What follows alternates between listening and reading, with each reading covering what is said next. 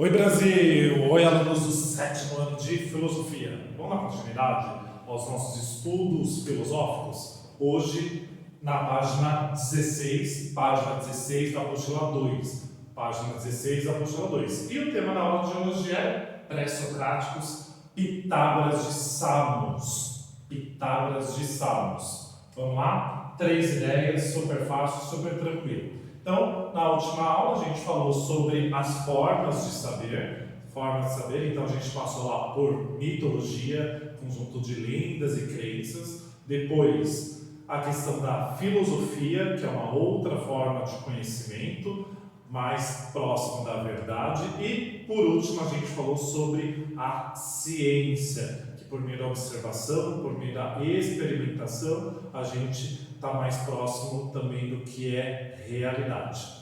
Enfim, aí agora a gente vai ser algo mais específico na área de filosofia e a gente vai falar sobre os pré-socráticos, que existem vários pré-socráticos, mas aí a gente vai centralizar mais em um que se chama Pitágoras. Aí você fala assim, mas o que é pré-socráticos? É a nossa primeira ideia. Os pré-socráticos, primeiro, são os primeiros filósofos. E aí, como eu estava falando anteriormente, existem vários pré-socráticos.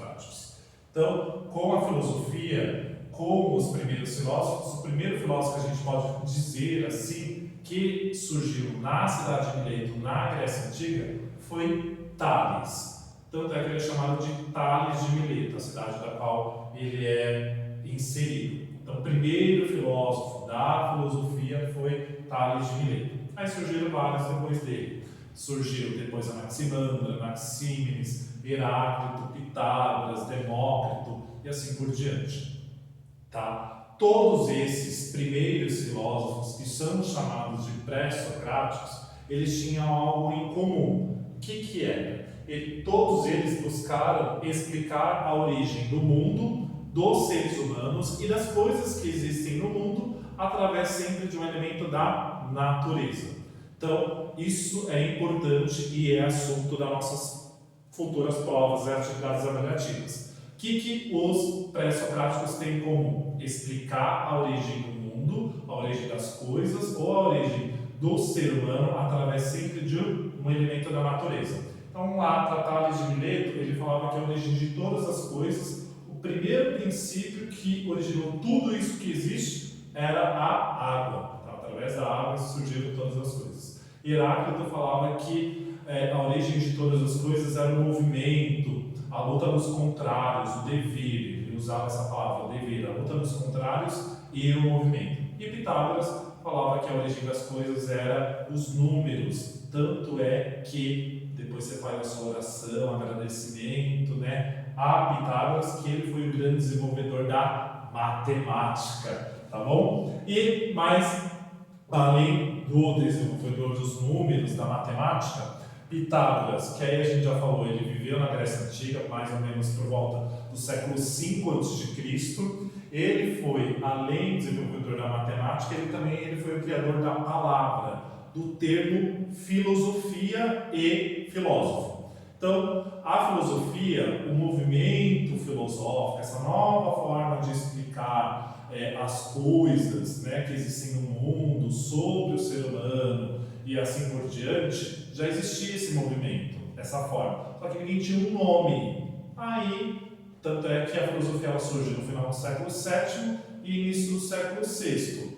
Um século depois, no século V, surge Pitágoras e ele dá um nome a isso, a esse movimento, essa nova forma de explicar as coisas. E aí ele dá o nome de filosofia. A palavra filosofia, quem dá o nome a essa nova forma de saber, essa nova forma de explicar as coisas, foi Pitágoras. Então ele deu o nome, ele criou o termo, a palavra filosofia, que aí você já sabe o significado. Amor à sabedoria, estudo do saber, estudo da sabedoria. E ele criou o termo filósofo. Filósofo que tem como significado amigo do saber, amigo da sabedoria e assim por diante. Tudo bem? E aí, Pitágoras ele falava algo muito importante. Ele falava o seguinte: a verdadeira sabedoria ela não era alcançada pelos mortais. Então, sempre quando alguém chamava Pitágoras de um grande sábio, né? Ah, você é um sábio. E ele falava assim, não, eu não sou um sábio. Pitágoras, ele se considerava um filósofo. Por que um filósofo? Porque o filósofo, ele sempre era o amante, aquele que buscava conhecimento.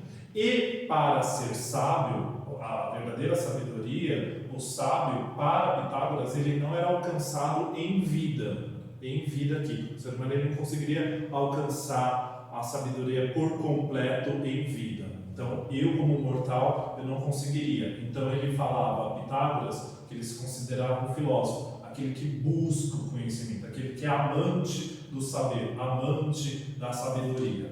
E aí, 5 características que são fundamentais para Pitágoras, que consagra uma pessoa ser sábio.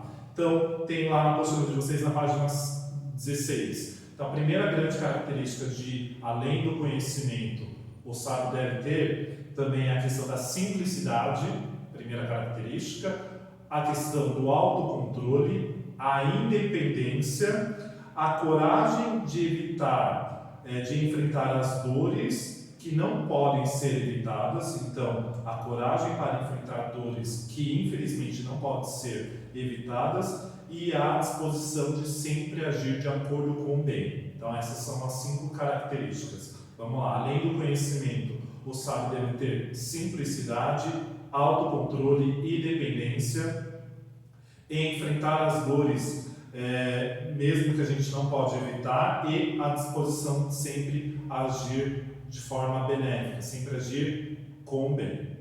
Tá? E aí a gente termina a nossa aula de filosofia. Beijos, me liga!